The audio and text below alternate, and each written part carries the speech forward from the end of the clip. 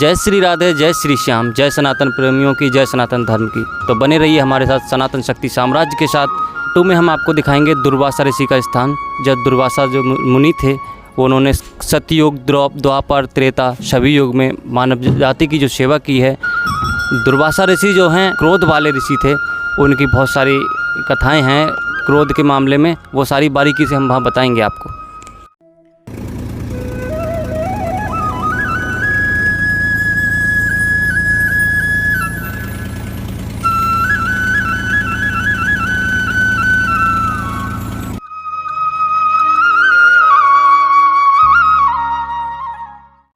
आपने देखा हम बाई बोट जमुना जी की दूसरी साइड में आ गए हैं। यहाँ दुर्वासा ऋषि के दर्शन के लिए हम निकल रहे हैं। आपने देखा हम बोट से आए हैं और काफ़ी अच्छा नज़ारा था, अच्छा लग रहा था देखने में।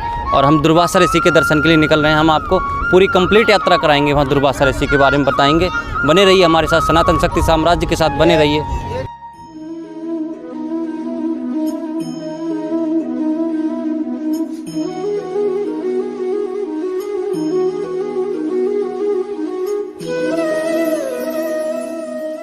हम यहाँ से निकल रहे हैं दुर्वासा ऋषि जी के मंदिर पे, जहाँ मंदिर उनका स्थान है दुर्वासा ऋषि जी का। बीच में हमारे लिए एक मंदिर है यमुना जी के किनारे, श्री कालिंदी कृष्ण मिलन मंदिर। ये है श्री दुर्वासा ऋषि तपोस्थली श्री यमुना जी धर्मराज शनि देव भाई बहन मंदिर बृहदवन, श्री दुर्वासा ऋषि तपोस्थली। यहाँ से हम आगे चलते हैं, दुर्वासा ऋषि के स्थान पर चलते हैं। बने रहिए हमारे साथ, आइए।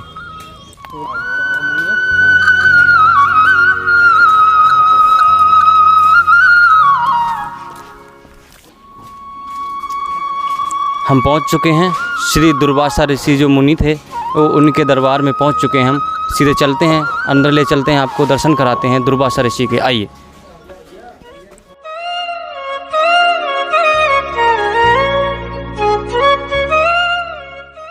सनातन प्रेमियों बने रहिए हमारे साथ। फाइनली हम मंदिर में प्रवेश कर रहे हैं और आपको पहले दर्शन कराएंगे और फिर पुजारी जी से आपको दुर्वासा ऋषि के बारे में जानकारी दिलाएंगे। दुर्वासा ऋषि की क्या क्या कथाएं हैं, क्या क्या आस्थाएं हैं, सारा कुछ आपको बारीकी से बताएंगे। आइए बने रहिए हमारे साथ। जय श्री।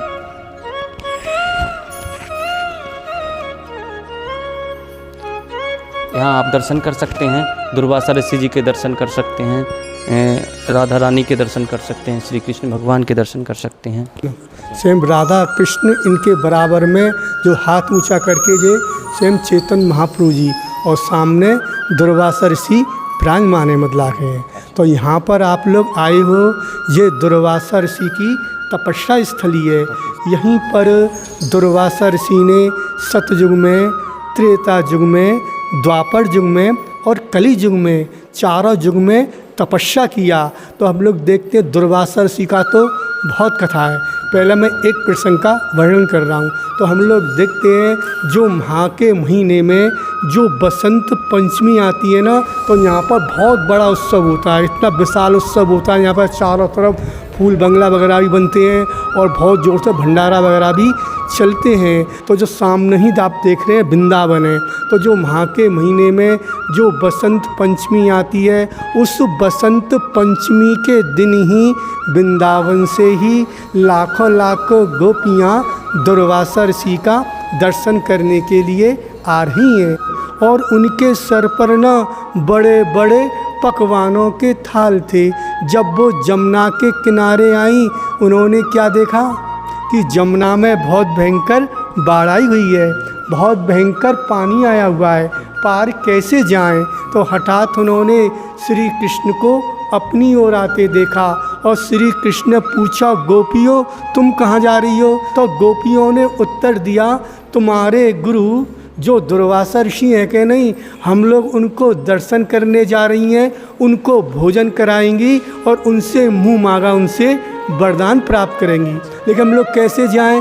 जमुना में तो बाढ़ आई हुई है।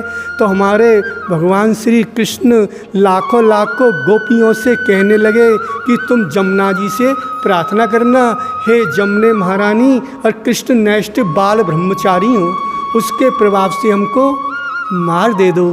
तो साक्षात जमुना जी ने क्या किया, बीच में से मार दे दिया। इधर भी जल इधर भी जल बीच में से मार दे दिया। जब आप भाषा परिक्रमा लगाए, सारा पिक्चर बना हुआ है, तो कोई दूसरा स्थान नहीं है जिस स्थान पर आप विराजमान हो। इसी स्थान पर लाखों लाखों गोपियाँ आई, दुर्वासा ऋषि को क्या किया, भोजन कराया, और क्षण मात्र में ही दुर्वासा ऋषि ने सारे भोजन कर लिए और उनको मुँह मांगा, उनको वरदान दिया। वरदान क्या दिया, कोई संसार की वस्तु नहीं मांगी। जब हम लोग मंदिर में जाते हैं तो प्रभु से क्या मांगते हैं कि मेरे बेटे की नौकरी लग जाए, बेटी की शादी हो जाए, संसार की जितनी वस्तुओं को उनको ही मांगते हैं। लेकिन लाखों लाखों गोपियों ने क्या वरदान मांगा, कोई संसार की वस्तु नहीं मांगी। क्या वरदान मांगा कि कृष्ण ही हमारे पति हो। पति भाव का मतलब बहुत ऊंचा भाव है, इससे नहीं हर कोई व्यक्ति नहीं समझ सकता है।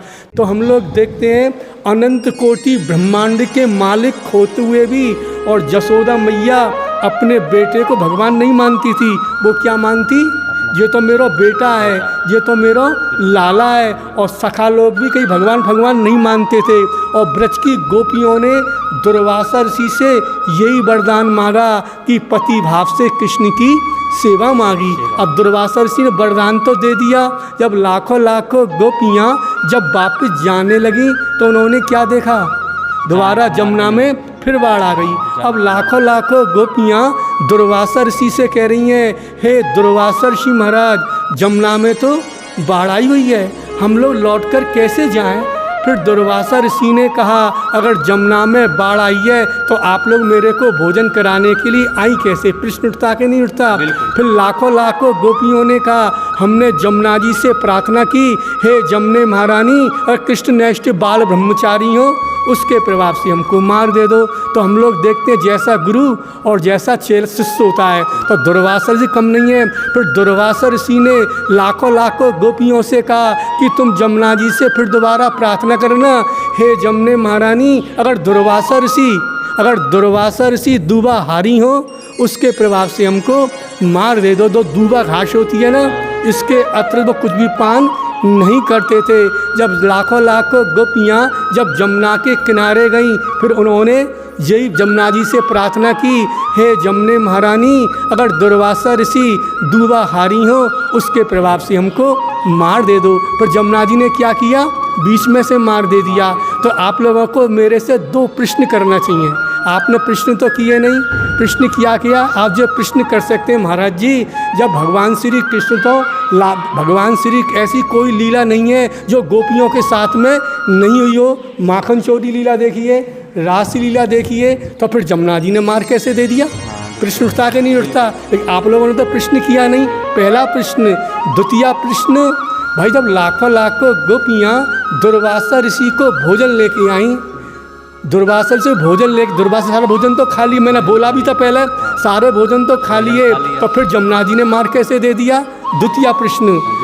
आप दोनों की तरफ से जब लाखों लाखों गोपियाँ प्रभु से मिली तो उन्होंने यही प्रश्न कहा कि प्रभु, हम लोग तो आपकी लीला को समझ नहीं पा रही हैं, रात और दिन तुम्हारे साथ में रहते हो, फिर जमुना जी ने मार कैसे दे दिया? और दुर्वासा ऋषि ने सारे भोजन तो खा लिए, फिर मार कैसे दे दिया? इसके उत्तर में बोलते हैं, अरे हमारे प्रभु का रूप तो इतना सुंदर है, उस रूप को देखकर स्वयं कामदेव भी मोहित हो जाता है। कामदेव के पास में 5 बाण हैं। अगर एक पहला पुष्प बाण है, जिस पर पुष्प बाण अगर चलाएगा ना तो चारों कोने आदमी चित्त हो जाएगा। तो ऊपर से तो प्रभु का रूप इतना सुंदर है, कामदेव ने पूरी शक्ति लगा दी, वो कुछ नहीं कर पाया। कामदेव को ही क्या किया, प्रभु ने उल्टा लटका दिया। और वही द्वारका की लीला में उनका बेटा प्रद्युम्न बन के आया है। कामदेव तो उनका बेटा है, तो वो पिता का क्या बिगाड़ सकता है? को बिगाड़ सकता है? भाई बेटा क्या बिगाड़ सकता? बेटा तो बाप से, बेटा सुंदर तो बाप है, मतलब तो कामदेव तो उनका बेटा है, तो पिता क्या बिगाड़ सकता है? तो ऊपर से तो लगता है कि वो गोपियों के साथ में रहते हैं, साथ में रहते हुए उनमें कोई भी संबंध नहीं है। इसलिए जमुना जी ने प्रमाण दे दिया कि कृष्ण नैष्ठ बाल ब्रह्मचारी हैं। पहला प्रश्न का उत्तर। द्वितीय प्रश्न का उत्तर, जब लाखों लाखों गोपियाँ जब दुर्वासा ऋषि को जब भोजन लेके आई थी ना, तो दुर्वासा ऋषि के अंदर भोक्ता अवमान नहीं है, वो भोक्ता अवमान से वो रहित है। जिस व्यक्ति के हम लोग कौन है, अनंत कोटि, भाई इस पूरे अनंत कोटि ब्रह्मांड के मालिक कौन है, वो तो हमारे सर्वशक्तिमान प्रभु हैं। हम बाजार से कोई भी चीज़ लेके आते हैं, अगर हम लोग प्रभु को भोग ना लगा के अगर हम स्वयं खाएंगे तो हम क्या, हम भोगी हो जाएंगे मतलब हैं। इसलिए दुर्वासा ऋषि के अंदर भोक्ता अवमान नहीं है, वो भोक्ता अवमान से वो रहित है मतलब के हैं। और जो साधु महात्मा वैष्णव लोग होते हैं ना, तो वो भी कभी प्रसाद की वो भी कभी खाते नहीं है। पूरी खा लो, कचौड़ी खा लो, वो संसार के लोग खाते हैं। वैष्णव लोग क्या बोलते हैं, प्रसाद की सेवा करो मतलब के। समझ में आ रहा नहीं है पॉइंट, प्रसाद की सेवा करो तो फिर खाना क्या हुआ। तो ठीक इसी प्रकार जो लाखों लाखों गोपियाँ दुर्वासा ऋषि को जो भोजन लेके आई थी ना, तो दुर्वासा ऋषि तो भोक्ता अवमान से वो रहित हैं, सब प्रभु के अर्पण कर दिया। ऊपर से तो लगा कि दुर्वासा ऋषि ने खाया, वो सब कुछ खाकर भी वो कुछ नहीं खाते। इसलिए जाते समय भी जमुना जी ने प्रमाण दे दिया कि दुर्वासा ऋषि दुआ हारी हैं। बोलो गिरिराज। पहला प्रसंग। दूसरा प्रसंग आप अच्छा दूसरा प्रसंग आप सुनना चाहे तो और बोलूं? हाँ, सुनना चाहते हैं आप, विराजमान होइए बैठ के। कोई बात नहीं है, ठाकुर जी अब पीछे ही बहुत दुर्वासा ऋषि का भी लीला बना हुआ है। सब लोग प्रश्न करते हैं कि महाराज जी कि पहले सब लोग प्रश्न भी करते हैं कि महाराज जी हम लोग क्या करें। पहला प्रश्न, आप लोगों ने अत्रि ऋषि का नाम सुना होगा, सुना है ना अत्रि ऋषि? तो एक बार क्या हुआ, स्वयं चित्रकूट के पर्वत पर अत्रि ऋषि ने बहुत भारी तपस्या किया और तपस्या से प्रसन्न होकर स्वयं ब्रह्मा, विष्णु और महेश अत्रि ऋषि के पास में गए और कहने लगे कि हम लोग आपकी तपस्या से प्रसन्न हैं, आप हमसे कुछ वरदान मांगिए। तो अत्रि ऋषि ने वरदान क्या मांगा, और हम लोग मंदिर में जाएंगे तो हम प्रभु से क्या मांगेंगे, संसार की मेरे बेटे की शादी हो जाए, लड़की बेटे की नौकरी, सारी वस्तुओं को मांगेंगे। लेकिन अत्रि ऋषि ने क्या वरदान मांगा, अत्रि ऋषि ने यही वरदान मांगा कि तीनों आप मेरे पुत्र हो। बोलो ऐसा ही हो। ये वरदान देके अपने अपने लोक में चले गए। फिर कुछ दिनों के बाद में देव ऋषि नारद जी बीड़ा बजाते हुए सरस्वती, लक्ष्मी और उमा से कहने लगे कि इस संसार में जो माता अनसुईया है कि नहीं, वो पतिव्रता नारी है, उसके बराबर कोई दूसरी नारी नहीं है, कोई दूसरी नारी नहीं। फिर तीनों देवियों ने अपने पतियों से अलग अलग आग्रह किया कि तुम जाओ और माता अनसुईया की कठिन से कठिन परीक्षा लो, जिससे कि वो परीक्षा में उत्तीर्ण ना हो सके। तीनों देवों ने मना किया, अरे माता अनसुईया तो भगवान की परम भक्त हैं, हम लोग परीक्षा लेने के लिए जाएं, पता नहीं क्या विपत्ति आ जाए। फिर भी दोबारा आग्रह करने पर स्वयं ब्रह्मा, विष्णु और महेश माता अनसुईया जी के आश्रम में प्रवेश किया। आप तीनों देवों ने मना भी किया कि माता अनसुईया भगवान की परम भक्त हैं, आके हम लोग परीक्षा लेने के लिए पता नहीं क्या विपत्ति आ जाए। फिर दोबारा आग्रह करने पर स्वयं ब्रह्मा, विष्णु और महेश माता अनसुईया जी के आश्रम में प्रवेश किया। माता अनसुईया जी ने हाथ में जल और कुछ फल लेके सामने उपस्थित हुई और कहने लगी, मैं आप अतिथियों की क्या भिक्षा कर सकती हूँ। तीनों देवों ने कहा, अगर आप हमको भिक्षा कराना ही चाहती हैं तो निर्वस्त्र होकर आप हमको भिक्षा ग्रहण कराएं। परीक्षा कैसे होगा, अब परीक्षा के समय क्या करना चाहिए, पतिदेव घर में नहीं है तो अपनी इच्छा से कोई काम करने मत जाओ, पतिदेव जो भी आज्ञा करे उनके अनुसार काम करोगे, विपत्ति नहीं आएगी। फिर माता अनसुईया कहाँ चली गई, अपने पतिदेव अत्रि ऋषि के पास में चली गई। ये सारी घटना बताई। जब अत्रि ऋषि ने थोड़ा ध्यान लगा के देखा, अरे ये तो और कोई नहीं है, ये तो स्वयं ब्रह्मा, विष्णु और महेश हैं। अपनी पत्नी माता अनसुईया को आदेश दे दिया कि तुम जाओ, उनकी इच्छा अनुसार उनकी सेवा करो, इसमें कुछ भी हानि नहीं होगी। अब माता अनसुईया अपने आश्रम पर लौट के आ गई और कहने लगी, मैं आप लोगों की इच्छा अनुसार सेवा करने के लिए सहमत हूँ, लेकिन आप लोग भी मेरी इच्छा अनुसार 6-6 महीने के शिशु बालक बन जाइए। तो साक्षात क्या हुआ, 6-6 महीने के शिशु बालक बन के और माता अनसुईया की गोद में खेलने लगे। उनका नामकरण भी किया गया। नाम क्या क्या हुए, चंद्र दत्तात्रेय एवं दुर्वासा ऋषि। ब्रह्मा जी चंद्र के रूप में, दत्तात्रेय विष्णु के रूप में और दुर्वासा ऋषि शंकर जी के अंशावतार हैं आगे।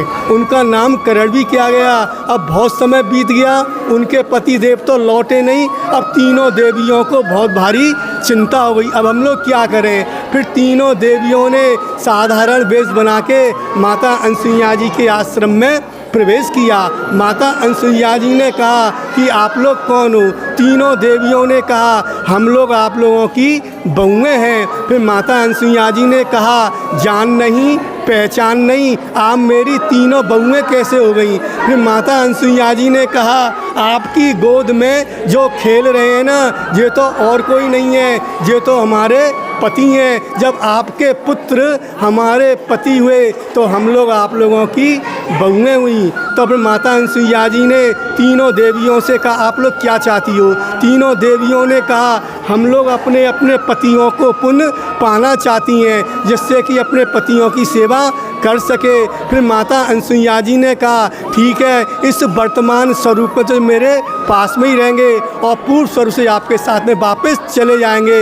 एक स्वरूप से तो माता अनसुईया जी के तीनों बेटे बन के रहे और एक स्वरूप से अपने अपने लोक में चले गए। बोलो गिरिराज महाराज जय। आज आपने देखा श्री महाराज के मुखार बिंद से हमने आपको श्री दुर्वासा ऋषि के बारे में बतलाया, आपको मंदिर के दर्शन कराए हमने। आप यहाँ देख सकते हो कितने श्रद्धालुओं की यहाँ भीड़ उमड़ रही है। आप जानते हो जन्माष्टमी का समय चल रहा है, कल या परसों में जन्माष्टमी है।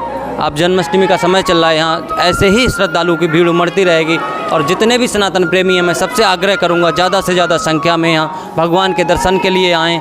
दुर्वासा ऋषि जो हैं शंकर के अवतारी हैं, शंकर के अवतारी हैं वो, और बहुत ही क्रोध वाले दुर्वासा ऋषि जी हैं। उनका क्रोध अपार है।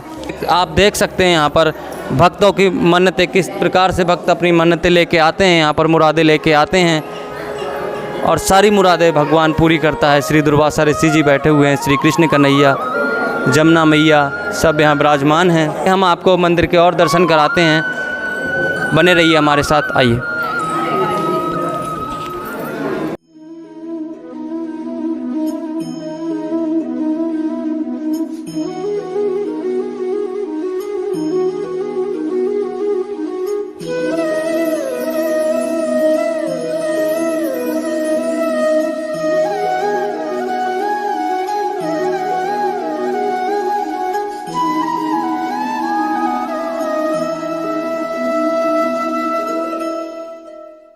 तो आपने देखा सनातन प्रेमियों, मैंने आपको अंदर दर्शन कराए मंदिर के, और मंदिर में विराजमान सभी शक्तियों के दर्शन कराए।